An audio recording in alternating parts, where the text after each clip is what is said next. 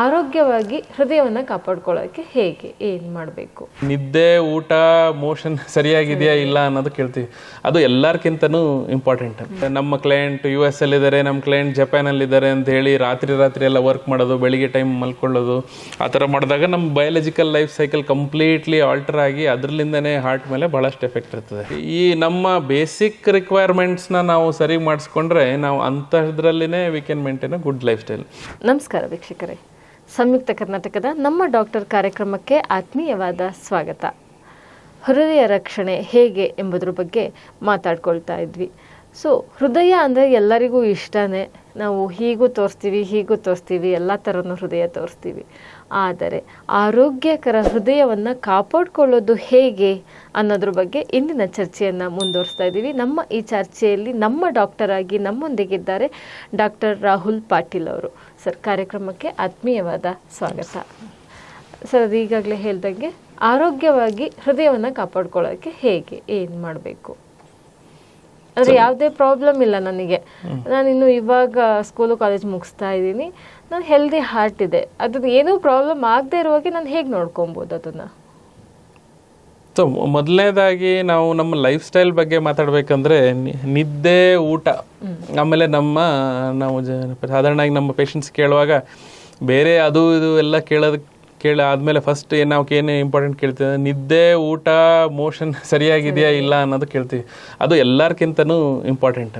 ಅದರಲ್ಲಿ for example ನಿದ್ದೆ 7 to 8 hours of sleep ಅನ್ನೋದು ಭಾಳನೇ ಇಂಪಾರ್ಟೆಂಟು. ಅಂಥದ್ದು ಎಸ್ಪೆಷಲಿ ನಮ್ಮ ಟೆಕ್ಕಿ ಪಾಪ್ಯುಲೇಷನ್ನು ಅಂಥವರೆಲ್ಲ ಏನಂದರೆ ಅವ್ರಿಗೆ ನಮ್ಮ ಕ್ಲೈಂಟ್ US ಅಲ್ಲಿದ್ದಾರೆ, ನಮ್ಮ ಕ್ಲೈಂಟ್ ಜಪಾನಲ್ಲಿದ್ದಾರೆ ಅಂತ ಹೇಳಿ ರಾತ್ರಿ ಎಲ್ಲ ವರ್ಕ್ ಮಾಡೋದು, ಬೆಳಿಗ್ಗೆ ಟೈಮ್ ಮಲ್ಕೊಳ್ಳೋದು, ಆ ಥರ ಮಾಡಿದಾಗ ನಮ್ಮ biological life cycle completely alter ಆಗಿ ಅದರಲ್ಲಿಂದನೇ ಹಾರ್ಟ್ ಮೇಲೆ ಭಾಳಷ್ಟು ಎಫೆಕ್ಟ್ ಇರ್ತದೆ. ಆಮೇಲೆ ಊಟ ಹೇಳ್ದಂಗೆ ಊಟದ ಟೈಮಿಂಗು ಭಾಳ ಇಂಪಾರ್ಟೆಂಟು. ಬೆಳಿಗ್ಗೆ ಬ್ರೇಕ್ಫಾಸ್ಟ್ನ ಸರಿಯಾಗಿ ಸೇವನೆ ಮಾಡಬೇಕು, ರಾತ್ರಿ ಊಟನ ಬೇಗ ಮುಗಿಸ್ಬೇಕು. ಆ ಥರ ಡಯಟ್ರಿ ಟೈಮಿಂಗ್ ಅನ್ನೋದು ಭಾಳ ಇಂಪಾರ್ಟೆಂಟು. ಭಾಳಷ್ಟು ಜನ ಒಂದು ಹೆಜ್ಜೆ ಮುಂದೆ ಹೋಗಿ ಭಾಳನೇ ಇದು ಮಾಡಿ, ಇಲ್ಲ ನಾವು ಚಿಯಾ ಸೀಡ್ಸ್ ತೊಗೊತೀವಿ, ನಾವು ವಾಲ್ನಟ್ಸ್ ತೊಗೊತೀವಿ ಅಂತನೋ ಅದೇನು ತಪ್ಪೇನಲ್ಲ. ಬಟ್ ನಾವು ಈ ನಮ್ಮ ಬೇಸಿಕ್ ರಿಕ್ವೈರ್ಮೆಂಟ್ಸ್ನ ನಾವು ಸರಿ ಮಾಡಿಸ್ಕೊಂಡ್ರೆ ನಾವು ಅಂಥದ್ರಲ್ಲಿನೇ we can maintain a good lifestyle. But ಅದಕ್ಕಿಂತ ಇಂಪಾರ್ಟೆಂಟ್ ಏನಂದರೆ ಫಸ್ಟು ಎಸ್ಪೆಷಲಿ ನಮ್ಗೆ ಏನಾದರೂ ರಿಸ್ಕ್ ಫ್ಯಾಕ್ಟರ್ಸ್ ಇದಾವ ಅಂತನ್ನೋದು ನಾವೇ ಅಸೆಸ್ ಮಾಡ್ಕೋಬೇಕು.